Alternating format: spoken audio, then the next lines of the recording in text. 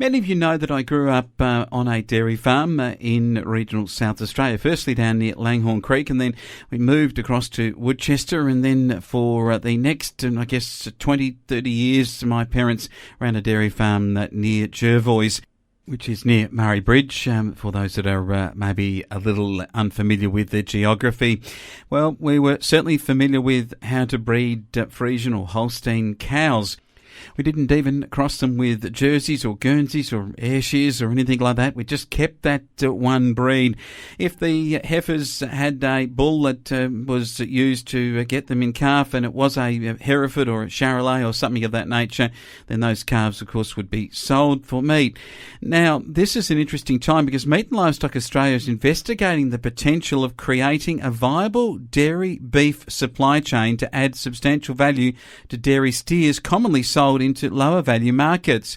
A research project is underway led by Charles Sturt University in conjunction with Meat Standards Australia, Tees Australia, Dairy Australia, Northern Cooperative Meat Company and Manildra Meat Company. The study will look at the impacts of genetics, nutrition and management on the performance and eating quality of beef from dairy breeds. Researchers are also investigating the viability of establishing a veal pathway for dairy beef to achieve eligibility for MSA grading. And currently carcasses classified under the Ausmeat veal cipher are not eligible for MSA. However, milk-fed vealers that are turned off at high slaughter weights are eligible. MSA Program Manager is David Packer.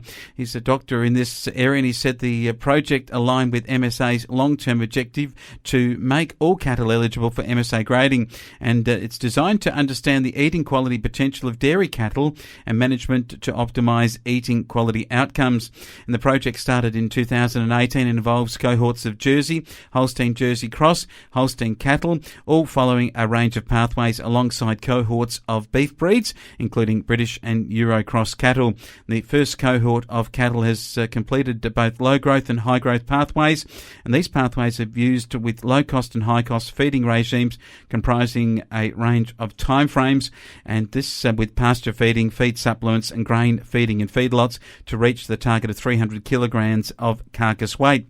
It's interesting because overall the results to date show a similar carcass and eating quality trait performance from Holstein cattle to beef breeds, and the lowest carcass quality and higher MSA non-compliance were with Jersey cattle. I guess many would probably suspect that.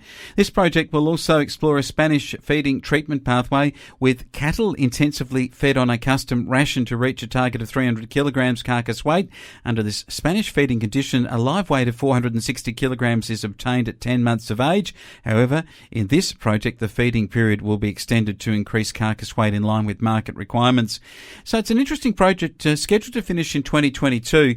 Dairy Australia is supporting it, and I think this is why, because at different times, we want to grow the dairy herd, but we can't, with the implications of international situation with milk and so on, we just can't seem to get this right. In the last 20 to 30 years, and I know when my parents were still operating the dairy up until 2005, it was really hard to get the numbers correct, the butter fat and the cream quality and all of those bacteria type issues that were in herd management. So now with breeding even better dairy cows, and then the context then of when you have to sell them off as choppers, or at the end of the day, if you're involved in a situation where the milk is just not able to be purchased anymore because of changing world standards and other things that happen, then being able to get good meat value seems like a very good option for the dairy farmer.